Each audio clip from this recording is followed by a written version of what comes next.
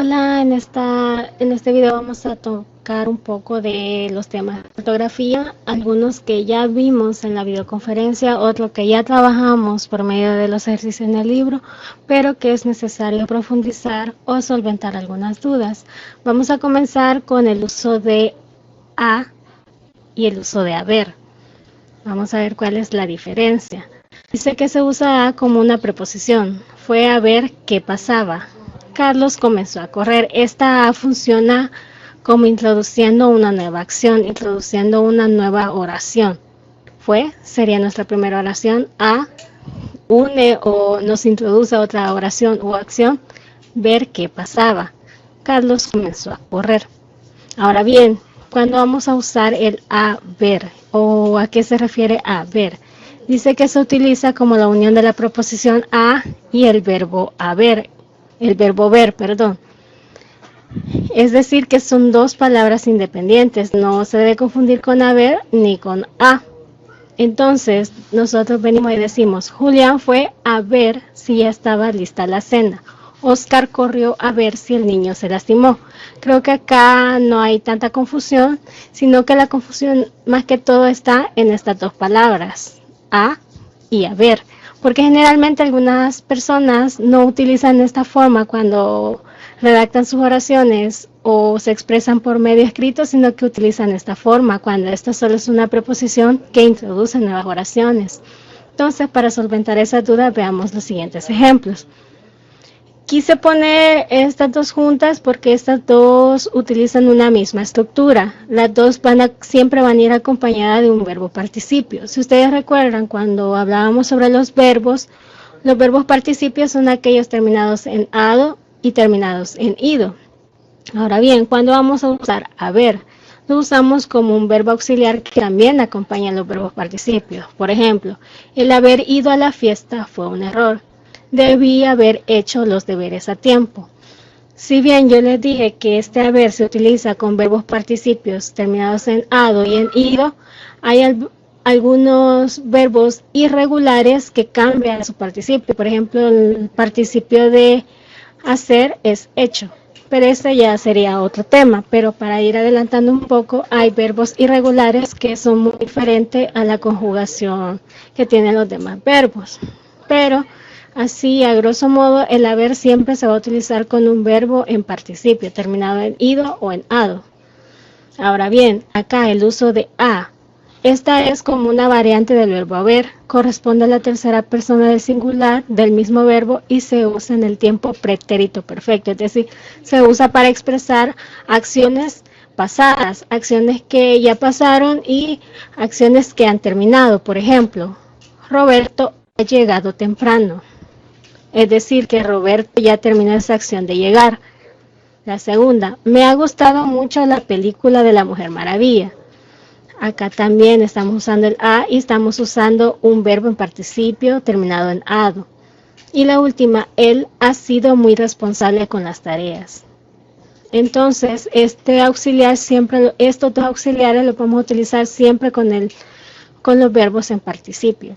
Y este es el uso que se le da. Muchas veces esta la obviamos o simplemente no la utilizamos como debería de ser. Ahora bien, este es más que todo un repaso de este tema porque ya lo vimos en la videoconferencia, pero para que quede un poquito más claro o un poquito más técnico.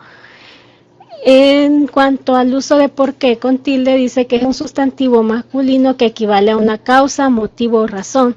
Se escribe con tilde por ser palabra aguda terminada en vocal. Recordemos las reglas de tildación. Ahora tenemos unos ejemplos. No entiendo el porqué de tu actitud. Todo tiene un porqué, es decir, se utiliza para explicar una causa, un motivo o una razón. ¿Cuál es la diferencia con el porqué? Dice que esta se trata de una conjunción átona, razón por la que se escribe sin tilde. Esta se puede utilizar como conjunción casual para introducir oraciones subordinadas que expresan causa o como conjunción final, seguida de un verbo en subjuntivo con sentido equivalente a ¿para qué?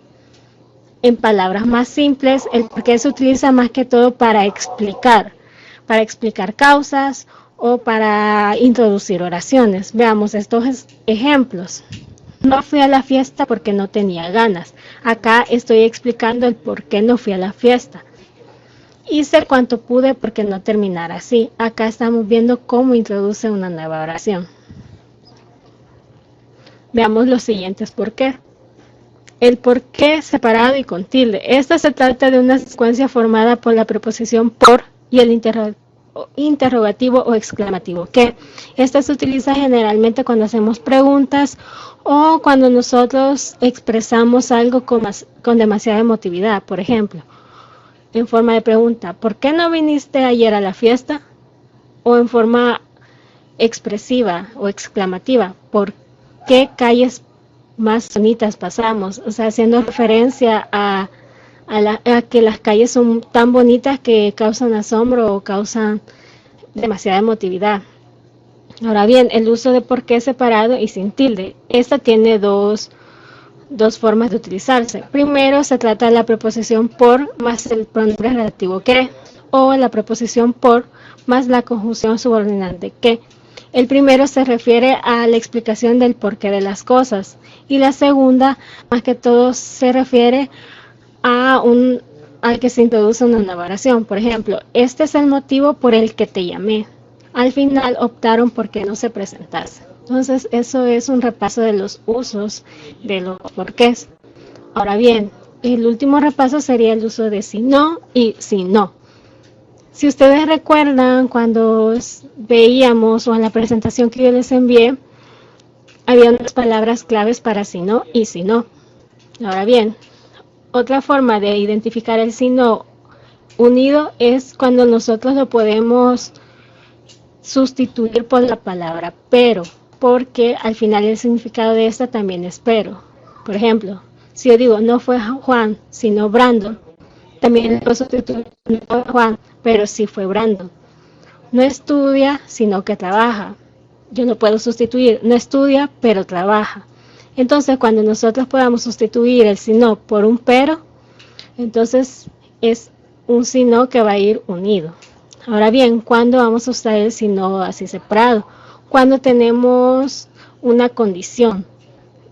Dice que el sino así estrictamente significa la suma de la conjunción condicionante sí y el adverbio de negación no. Y teníamos los ejemplos. Si no estudias, no aprobarás. Si no terminas los quehaceres, no saldrás. Siempre hay una condición. Tiene que haber una oración con condición y la otra que niegue algo. Ahora bien, con base a todo lo explicado y lo que vimos la semana pasada en las videoconferencias, quiero que hagan estos pequeños ejercicios. ¿Qué van a hacer ustedes? Van a escribir una C en las oraciones que están escritas correctamente. Por ejemplo, no enseña al niño a pelear, sino a perdonar. Acá, si ustedes piensan que está correctamente escrita, van a escribir una C acá a la par. Pero si ustedes piensan que no está bien escrita, van a poner una I sobre las oraciones que están incorrectas. Entonces, si para ustedes esto está incorrecto, ponen una I. Estos ejercicios es a modo que ustedes practiquen el uso de todas estas palabras. Y para que cuando ustedes redacten un informe, un ensayo o cualquier trabajo que se les asigne, entonces ustedes puedan utilizar diferentes recursos y utilizarlos de la forma correcta. Bueno, hasta acá con este video. Muchas gracias.